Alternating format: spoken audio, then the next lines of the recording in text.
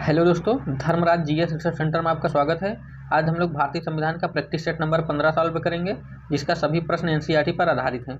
आज का हमारा टॉपिक है राष्ट्रपति। हम लोग राष्ट्रपति से संबंधित सभी प्रश्न सॉल्व करेंगे। तो चलिए देखते हैं हम लोग अपना पहला प्रश्न। हमारा पहला प्रश्न है, भारत के राष्ट्रपति को कार्य अवधि की समाप्ति से पूर्व पद से हटाया जा सकता है? ए, सत्ताधारी राजनीतिक दल द्वारा, बी, प्रधानमंत्री द्वारा, सी, महाभियोग द्वारा, डी, न्यायालय में ट्रायल द्वारा। इसका राइट आंसर होगा सी, महाभियोग द्वारा। प्रश्न नंबर 2, राष्ट्रपति पर महाभियोग का आरोप संसद के किस सदन द्वारा लगाया जा सकता है? ए, लोकसभा, बी, राज्यसभा, सी, संसद के किसी भी सदन द्वारा, डी, उपयुक्त में से किसी के द्वारा नहीं। इसका राइट आंसर होगा सी, संसद के किसी भी सदन द्वारा। प्रश्न नंबर 3, भारतीय संविधान के निम्नलिखित अनुच्छेदों में से कौन सा भारतीय राष्ट्रपति के महाभियोग से संबंधित है? ए, अनुच्छेद 39, बी, अनुच्छेद 60, सी, अनुच्छेद 61, डी, उपरोक्त में से कोई नहीं। इसका राइट आंसर होगा सी, अनुच्छेद 61। सी, अनुच्छेद 61। प्रश्न नंबर 4, निम्न में से भारत के राष्ट्रपति पर महाभियोग लगाने का अधिकार किसे है? ए, संसद के दोनों सदनों को, बी, लोकसभा को, सी, राज्यसभा को, डी, लोकसभा के स्पीकर को। इसका राइट आंसर होगा ए, संसद के दोनों सदनों को। प्रश्न नंबर 5, भारत के राष्ट्रपति पर महाभियोग चलाने के लिए कम से कम कितने दिन पूर्व की सूचना आवश्यक है?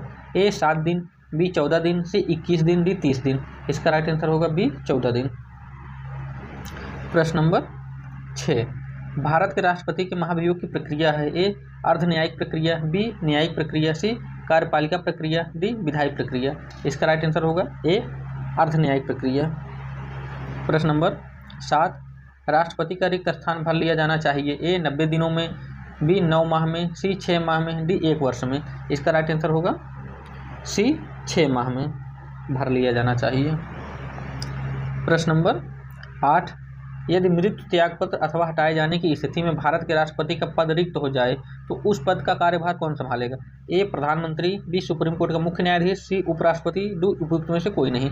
इसका राइट आंसर होगा सी, उपराष्ट्रपति। उपराष्ट्रपति, सी। प्रश्न नंबर 9, यदि किसी समय राष्ट्रपति एवं उपराष्ट्रपति दोनों का पद रिक्त हो जाए तब राष्ट्रपति का कार्य कौन करेगा? ए, प्रधानमंत्री, बी, लोकसभा अध्यक्ष, सी, भारत के प्रधान न्यायाधीश, डी, उपयुक्त में से कोई नहीं। इसका राइट आंसर होगा सी, भारत के प्रधान न्यायाधीश।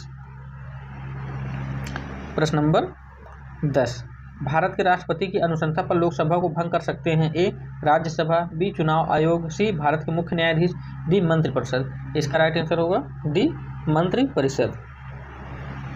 प्रश्न नंबर 11, लोकसभा और राज्यसभा की संयुक्त बैठक किसके द्वारा आहूत की जाती है? ए, राष्ट्रपति द्वारा, बी, लोकसभा के अध्यक्ष द्वारा, सी, संसद द्वारा, डी, राज्यसभा के सभापति द्वारा। इसका राइट आंसर होगा ए, राष्ट्रपति द्वारा। प्रश्न नंबर 12, भारतीय संसद का संयुक्त अधिवेशन निम्नलिखित में से कौन एक बुला सकता है? ए, राष्ट्रपति, बी, उपराष्ट्रपति, सी, प्रधानमंत्री, डी, लोकसभा का अध्यक्ष। इसका राइट आंसर होगा ए, राष्ट्रपति। प्रश्न नंबर 13, जब कोई विधेयक संसद के दोनों सदनों द्वारा पारित कर दिया गया है तो निम्नलिखित में से किसको उस विधेयक पर अनुमति रोकने का अधिकार प्राप्त है? ए, राष्ट्रपति को, बी, प्रधानमंत्री को, सी, लोकसभा के अध्यक्ष को, डी, राज्यसभा के सभापति को। इसका राइट आंसर होगा ए, राष्ट्रपति को। प्रश्न नंबर 14, निम्न में से किस विषय पर राष्ट्रपति के लिए मंत्रिपरिषद से सलाह लेना आवश्यक नहीं है?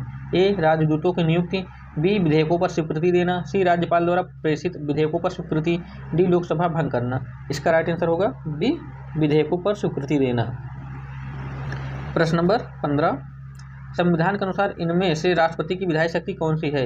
ए, संसद का सत्र आहूत करना, बी, संसद का सत्रावसान करना, सी, संसद की बैठक स्थगित करना, डी, अध्यादेश जारी करना। इसका राइट आंसर होगा डी, अध्यादेश जारी करना।